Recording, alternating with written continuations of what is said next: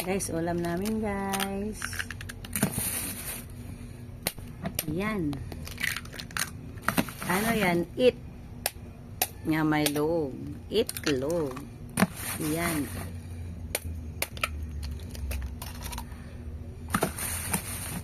Si itlog. Itlog. Morning ulam namin. Si itlog.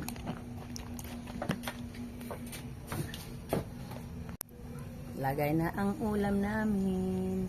Si itlog. Itlog. Yan. Ang itlog. Ganyan. Yan. Ang itlog.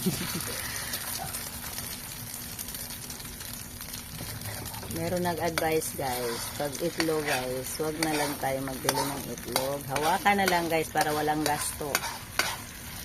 Hawakan. Mas maganda hawakan na lang ang itlog. Hindi pa ubos guys. Yan.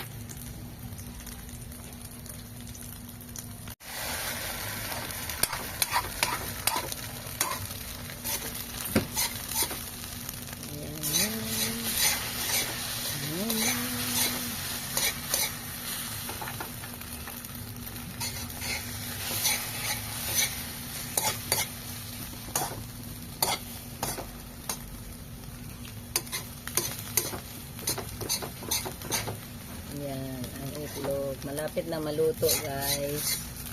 Malapit na. Malapit na. Talagang malapit na maluto. Malasado. Yan. Okay, luto na, guys. Kain na tayo. Bye-bye.